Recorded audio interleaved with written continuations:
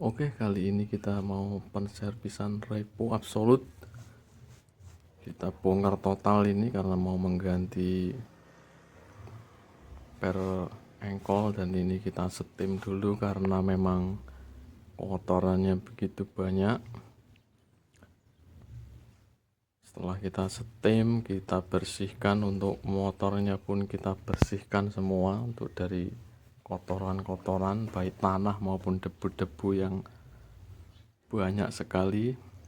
Di filter udaranya juga saya bersihkan. Dan ini untuk bagian per engkol yang patah.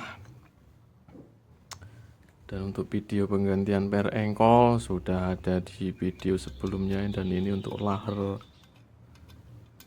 gigi rasio oblak ini kita ganti juga. Ini ukuran lahernya 6203. Dan untuk pistonnya baret, dan untuk bloknya juga udah baret. Tapi menurut owner katanya biarkan saja dulu, nanti kita ganti ringnya saja, karena ya biasa terkendala dengan biaya mungkin. Oke lah, kita laksanakan apa yang menurut owner katakan saja. Dan untuk rantai sentrik yang udah terlalu kendor kita ganti saja ini, sekalian dengan tensionernya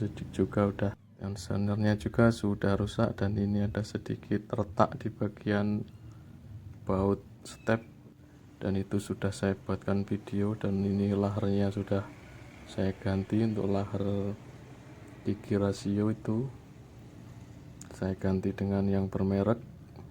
Oke, setelah itu kita lanjut ke pemeriksaan gigi pompa olinya. Kita beri oli dan kita putar. Jikalau dia berpindah berarti dia masih bagus untuk pompa olinya ini. Dan itu terlihat oli bisa berpindah dari lubang satu ke lubang lainnya, menandakan bahwa pompa oli itu masih bagus. Dan lalu kita pasang saja untuk bagian pompa oli. Kita beri packing.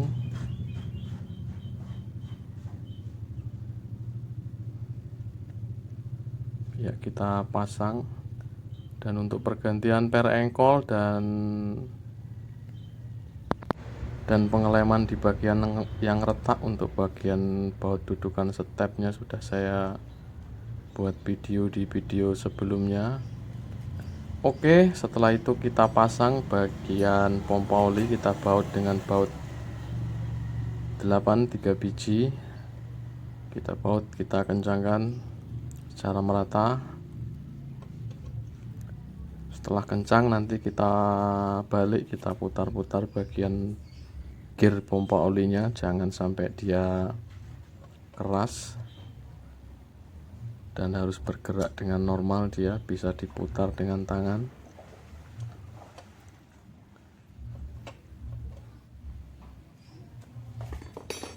Oke, lanjut kita balik, kita cek bagian gear pompa olinya. Nah, itu sudah bisa bergerak bebas, dia menandakan itu sudah pas di lubangnya.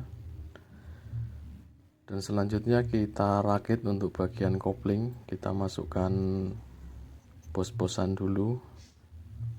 Untuk bos bagian kampas kopling ada dua, itu yang kecil dengan yang pendek dengan yang panjang. Untuk bagian kampas ganda cuma satu. Dan lanjut kita pasang bagian kampas kopling. Di situ ada ring. Lalu kita masukkan kampas koplingnya. Lalu bagian mangkok oli, dan kita pasang secara bersamaan dengan mangkok gandanya. Karena memang nggak bisa dipasang satu-satu, dia harus bersamaan. Kita pasang, kita ketok-ketok saja sambil diputar, nanti dia masuk sendiri. Untuk bagian gear yang belakang kita paskan. Di situ di bagian kampas gandanya ada gear kecil, dan itu bisa diputar di belakang, itu kita paskan juga. Fungsinya itu sebagai peredam getaran biar tidak ngiung. Dan ini udah masuk dia bagian kampas kopling dan kampas ganda. Lalu kita pasang ring bagian kampas kopling, ringnya itu tebal, ada sekitar 2 mili, dan untuk baut mahkotanya dia yang kecil. Dan kita langsung pasang bagian kampas gandanya. Di situ ada ring matahari, nanti fungsinya buat menyegel, dan ada ring offset dia, dan ada baut mahkota yang besar untuk kampas gandanya. Lalu kita pasang baut 10 untuk bagian mangkok olinya, itu mangkok tampungan oli untuk melumasi kampas kopling. Setelah itu kita kencangkan baik bagian kampas kopling maupun kampas gandanya. Setelah kencang kita ikat nanti untuk bagian kampas gandanya, itu ada tadi saya bilang plat mataharinya, itu kita tekan dan dia bisa menahan baut supaya dia nggak longgar. Untuk bagian kampas kopling nggak ada, cuman adanya di bagian kampas ganda. Oke, dan kita kencangkan untuk baut tampungan olinya, itu baut 10 2 biji di bawah. Lalu kita pasang packing untuk bagian filter, itu filter sentrifugal yang menuju ke asgrek untuk melumasi stang piston. Oke, kita kencangkan, ada baut 8 3 biji, dan nanti kita ketok dengan obeng ketok. Kita ketok ketiga-tiganya supaya dia kencang. Oke, setelah itu kita pasang bagian bearing untuk menekan kampas kopling. Kita putar-putar, kita ketok perlahan saja, dia masuk. Setelah itu nanti kita pasang bagian pengungkit pengungkit kampas koplingnya, itu di situ ada noknya nanti. Nah, ini bagian ini tuh di situ ada noknya, dia harus lurus dengan yang di asnya. Dan untuk bagian ini kita beri grease supaya dia nggak jatuh nanti saat pemasangan tutup rumah koplingnya. Dan lanjut kita pasang packing di bagian rumah koplingnya, bak kopling. Lalu kita pasang.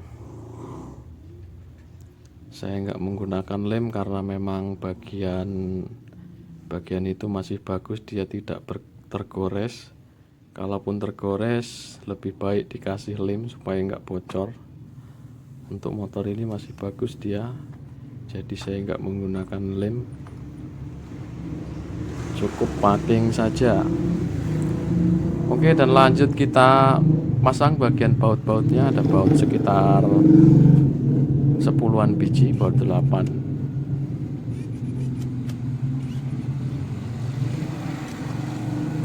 Oke, kita kencangkan secara merata.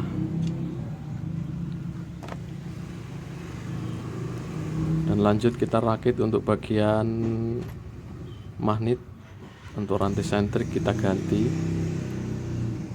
rantai sentrik, dan sulingannya juga kita ganti, karena sulingan yang dulu udah diganjal-ganjal dengan per yang keras. Kita ganti dengan yang baru saja supaya setelannya dia normal kembali untuk setelan sentriknya. Lalu kita pasang bagian magnetnya, itu kita luruskan, di situ ada sepinya.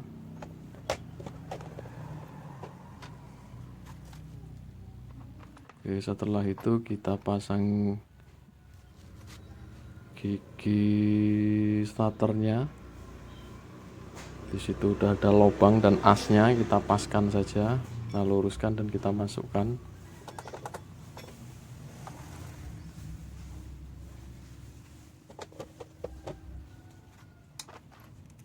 Oke, setelah itu kita kencangkan bagian magnet, ada ringnya satu, dan kita kencangkan dengan mur 14. Kita kencangkan secukupnya saja.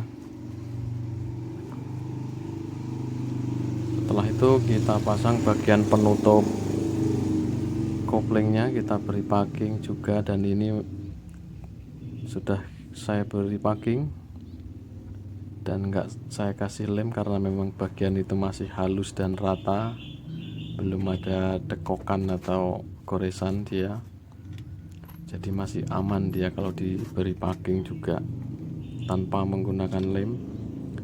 Oke, kita pasang baut-bautnya, ada sekitar baut 6 biji, baut 8 semua, 6 apa 7 lah. Oke, setelah itu kita kencangkan menyilang secara merata.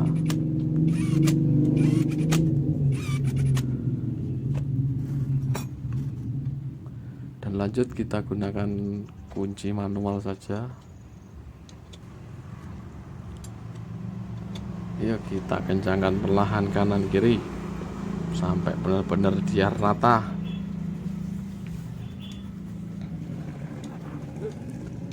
Oke, setelah ini kita cek bagian olinya, kita cek, dan oli pun sudah keluar dengan normal, dan sebelumnya sudah saya kasih oli itu. Oke, lanjut kita pasang bagian blok head, dan ini kita tes lagi untuk bagian olinya, dan oli itu sudah keluar lagi dengan lancar.